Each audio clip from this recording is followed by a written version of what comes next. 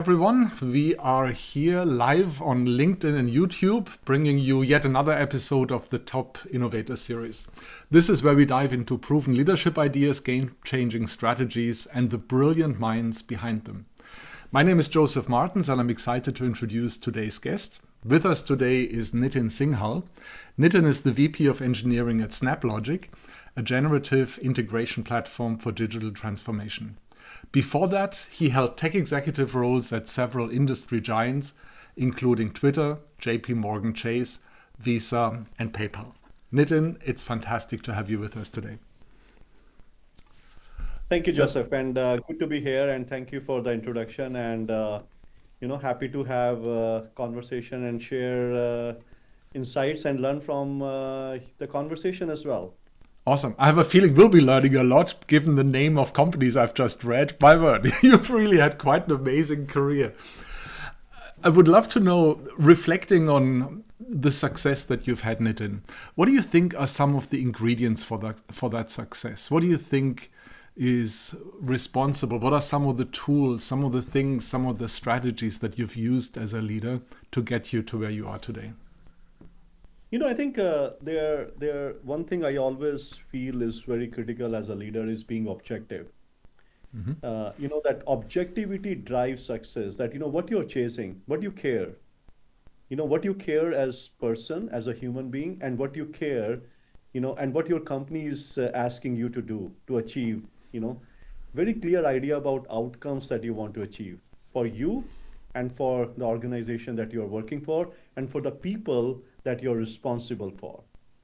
I always believed in second strategy as that, as a leader, you're always a servant leader. Okay. And that strategy actually builds that inclusive culture. Like it is about the person who is not the smartest person in the room, but as a leader, you are trying to bring smart people, come together as one team, collaborate, and build healthy dependencies on each other. So I feel that, whether you are an individual contributor or a leader or, whatever role you're playing, bringing these three things, like being objective, having that learning insights and bringing people together as one team is critical for success.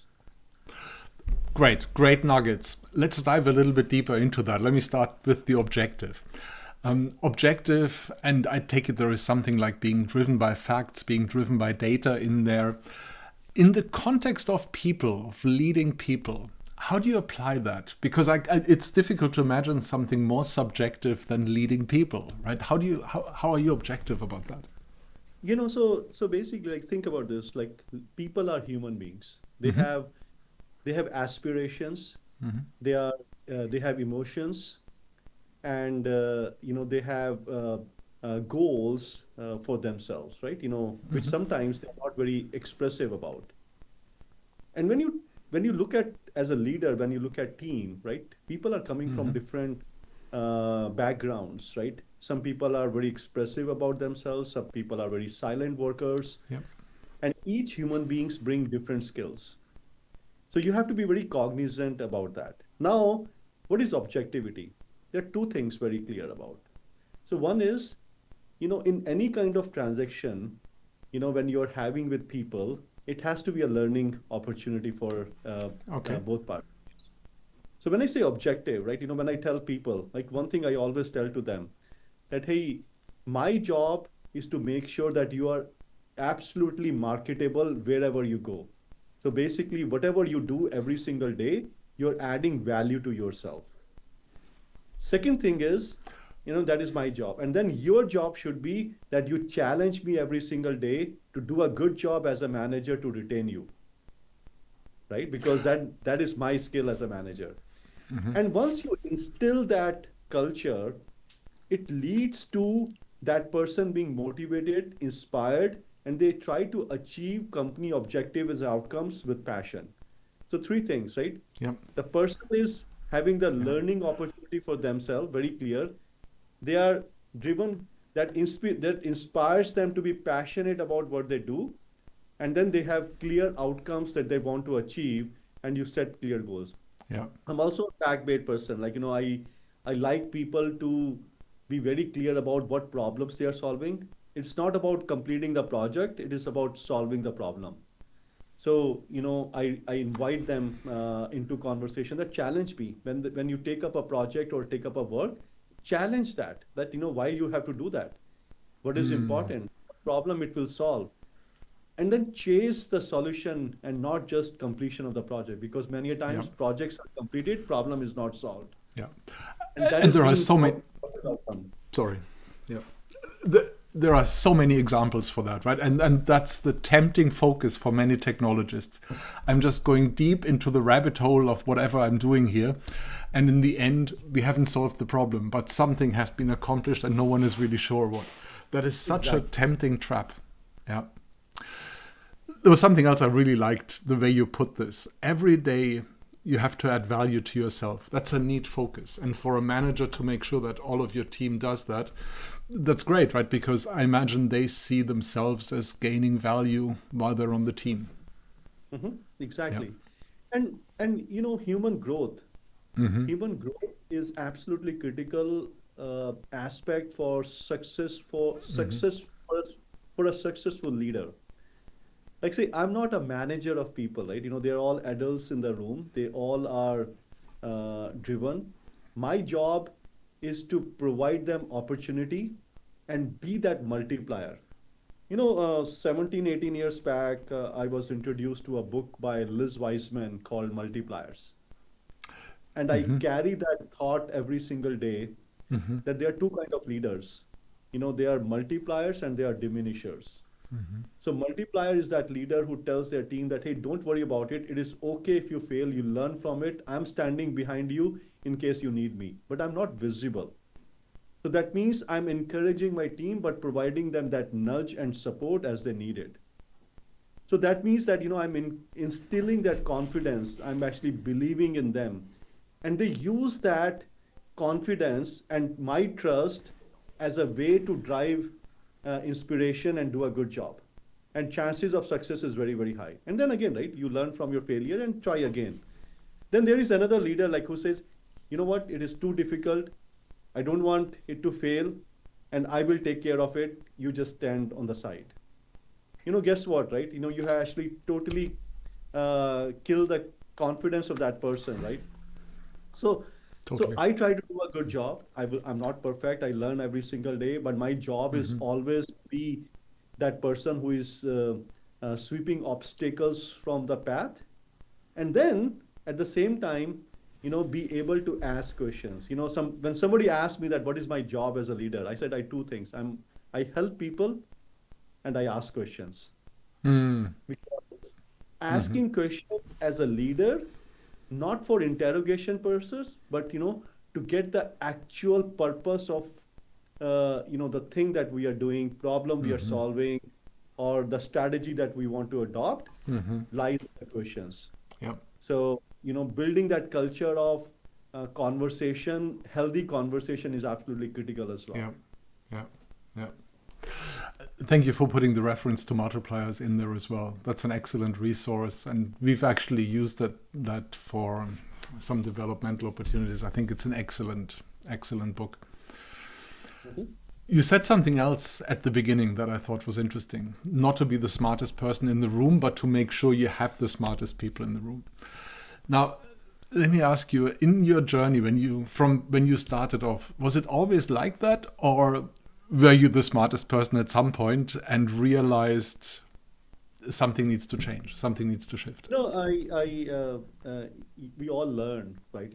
As like if I flash back my career, 26, 27 years back, completed my engineering, right? Got into job, worked at different locations. I was in UK for many years, doing IBM mainframe coding, right? I come from that generation, and then building banking products, credit card products. So there was a time when I felt that I always wanted to be in the front. Yep. I will be the person who will raise both hands to answer a question. I really felt that I always had answers for everything. But then I realized that by doing that, I'm actually shutting down my own learning. Because if if I'm shutting down the room by my own answers and my limited knowledge, then I'm not learning from others, right? And somebody told me that, hey, you know, two ears and one mouth, right? Yeah. You have to spend the time proportionally, right? Listening Yeah. at least two-thirds of the time and speaking less, right? Yeah. And that was a good feedback. Yeah. And then I realized that power of being silent and then comprehending what many other people are saying in the room, and sometimes just staying silent because you're learning more than you're sharing, right? Yeah. Exactly. Because as you comprehend that knowledge and understand idea, and sometimes you just say, oh, you know what, I learned a lot, thank you, Yeah. this is something new. That opens up the conversation. People feel respected, and Yeah. Yeah. that is the hallmark of leader. Leader is not, as I all, and that is where I started. My mentor actually like introduced me to that book, and we started talking about the power of leader when they actually process thoughts and inputs from different people and try to bring that jigsaw puzzle together to create the multiplicative value of different people, right? So that way, okay, you know, as I listen to all these wonderful thoughts, how those all thoughts can come together and multiply for the Yeah. outcome that we want to achieve. Yeah. And that is where, like, my leadership philosophy has been for last many, many years. Yeah. Talk to me about the mentors that you had on the way. What was the advice that you were given on that journey? What stuck with you? What was some advice that you got from important people, from trusted advisors, from the people who mattered? What was some advice that was important to I you? think many, many things, like, you learn, right? Mm. You become a tech lead, you become a first-time manager, then you basically expand roles and responsibility, Hmm. where your actions are going to be deciding the fate of your team as well. So Mm. you learn different things. So I will. There was a many, many years back. Almost 25, very early in my career, right? So Hmm. I was actually in India. We had one customer. Some customer visits were visiting the company office, and the CEO of the company was doing the presentation, and all of us very young engineer were in the room listening to that. So you know one thing that the customer said that, hey, I really like the enthusiasm, the willingness to solve problem. Hmm. And then CEO asked that, okay, what is your one feedback, what is your one observation that these guys need to improve? They said they don't ask any questions. And you know what, that then our CEO, that was way back in India, and said that, okay, you know what, I can relate that to culture, because the way we are born Yeah. or grown up, right, we are always told that don't ask questions from your elders. Yeah. And that is just in the culture. It's in the culture. Hmm. But then I listen to that. I say, you know what? It is important that, but then I realized the leadership lesson from that person, that that person was actually encouraging all of us to come out of our shell and be fearless to ask questions. Asking question doesn't mean that we are challenging somebody. Yeah. Asking questions actually provoke thoughts and maybe new ideas. Yeah. So that is one. And then, my mentors all the way, right? One thing I really felt was the power of feedback, power of Okay. validation. Hmm. So as a leader, like, we sometimes can be um, very tempted to use our own experience and instincts as a way to drive things. But that may not be true in all the situations and for all the problems. So one thing that I have learned is, how much you grow, whatever your roles are, whatever your titles are, it is okay to take feedback, Mm. you know, uh, from your peers, from Yeah. your team, from your line of management, and always a good idea to do the validation and bring people together. Hmm. There is never, so that is one thing, like power of feedback, power Yeah. of collaboration, power of Yeah. validation. The Yeah. second piece that I always use as a quote is that, sometimes we as leaders are good drivers, but we need to be good driver as well as good passenger.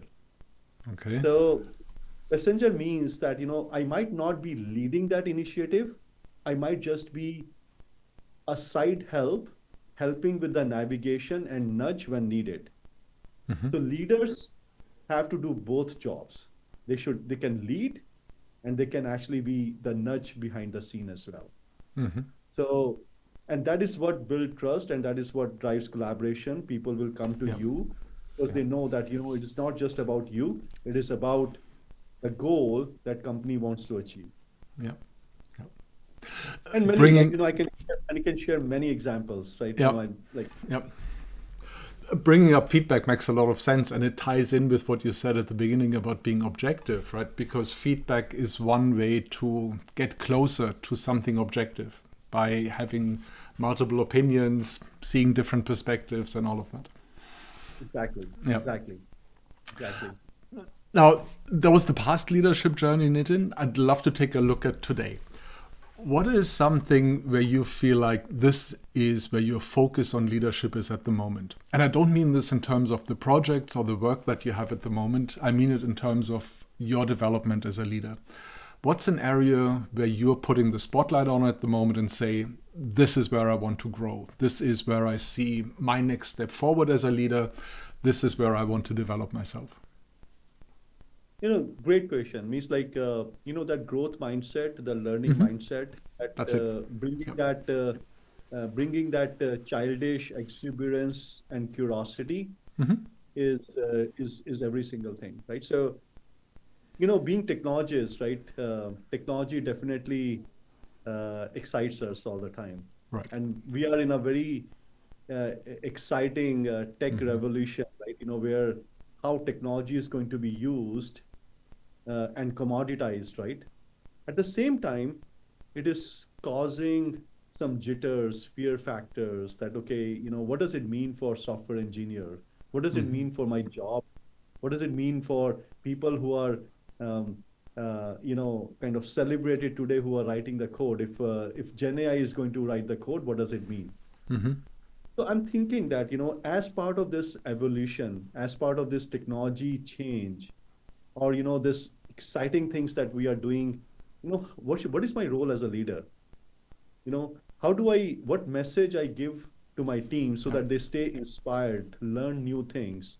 How do I anticipate what they will be doing 5 years from now and 10 years from now?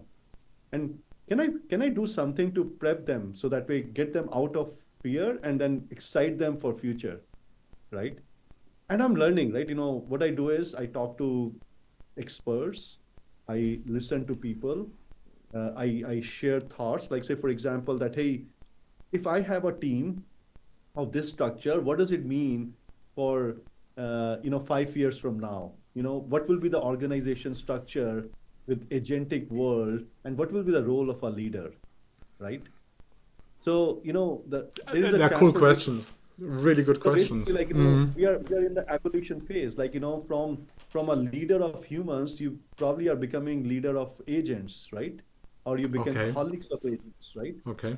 So what does it mean to be leader of agents? Transitioning from leader of humans, right? And then you know every single transition become very very different. So I think again, right? I will continue to focus on being objective, open to learning. Mm-hmm.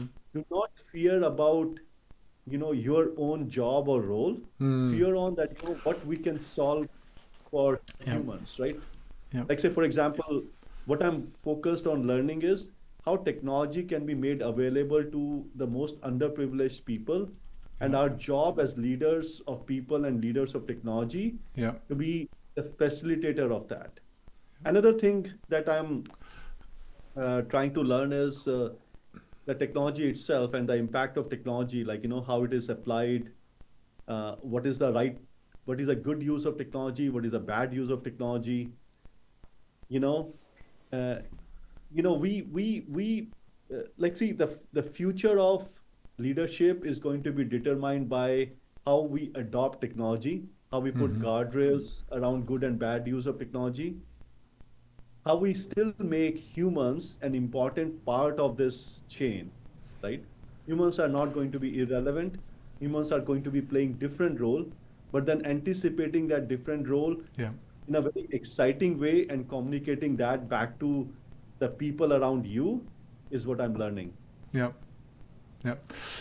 You said something there that I found really fascinating. You said one of the roles that you see is getting people out of fear and passionate for the future.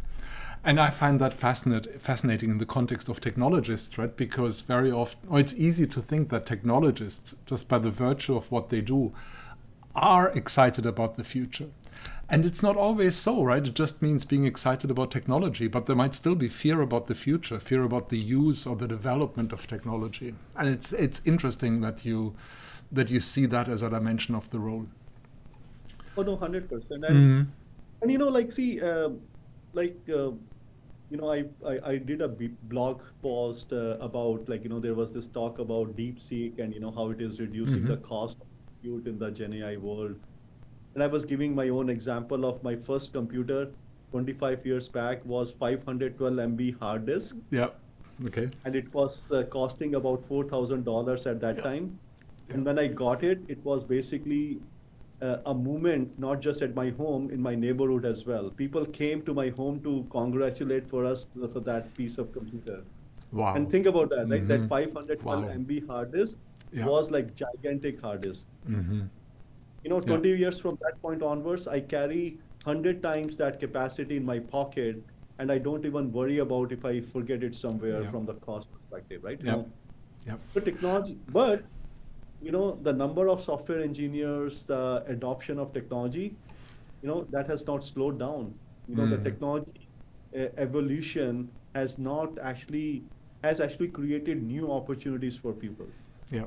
So what I believe, I'm somebody who believe in mythology. I'm a relatively a religious person. I believe in some learnings that were inculcated by my parents.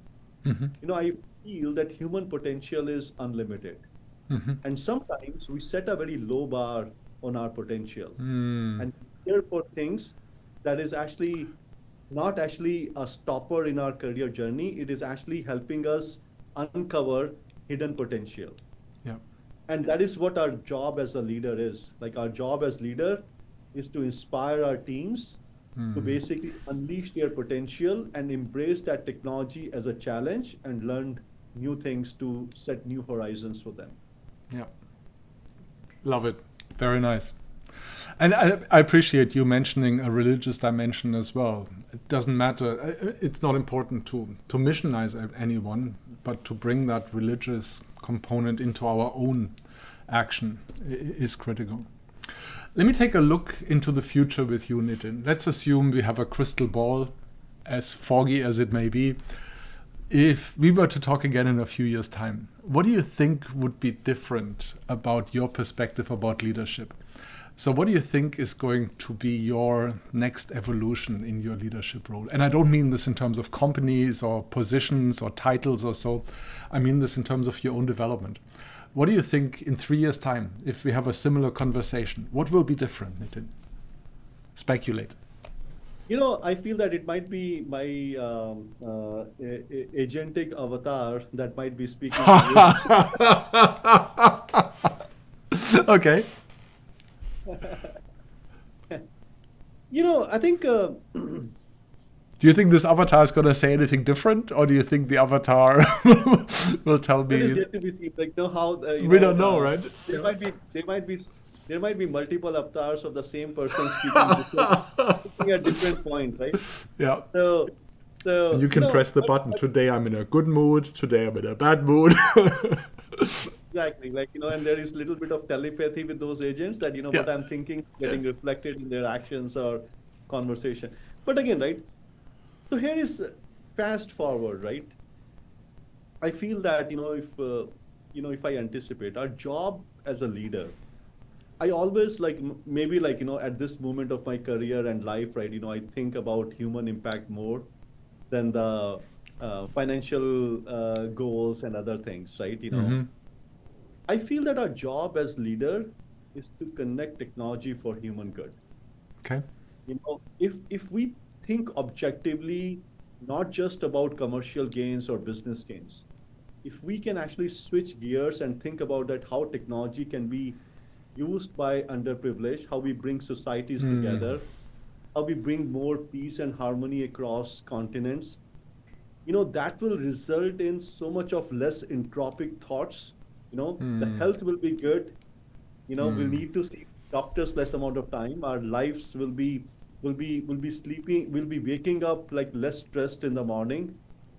And if we can use technology for that purpose, we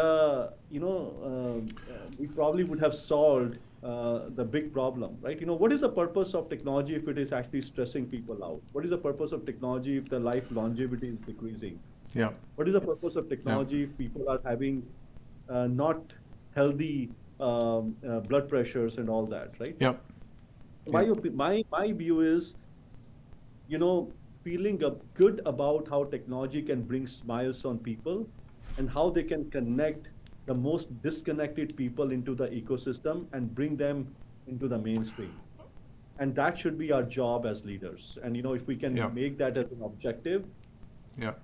yes, we will still be doing things for commercial. We'll still be playing with the stock market and all that. Like we think that we are fascinated by numbers, and that numbers, whether it is the stock exchange numbers, Nasdaqs, and all that, that will still be there. But then if we pivot our leadership towards good for human beings, we'll solve many, many Yeah. problems. And I can, right, that will result in commercial gains, Yeah. and that will also bring smiles to more number of people. Yeah, yeah, that'd be awesome, right? If we shift the way we look at technology or use it away from some of the negative ways over to the positive ones, that'd be awesome, right? Because it very often is that two-edged sword. Let me ask I'll you a give you an last. example, like, Yeah. just came to my mind, right? I was visiting, and one remote farmer in one of the, in a village in India. I was actually traveling, and I was visiting a family back in India. And I came to see that farmer, and that farmer had a smartphone, Hmm. and that farmer was using GenAI application, using pictures to understand the hydration level of the crop. And in that process, that person had no dependency on third parties, and the cost of crop maintenance had decreased. Yeah. That was so fascinating. Awesome example. Awesome example. And that would not have been possible just a few years ago. Hmm. Exactly. Now, Hmm. now as technologists, Hmm.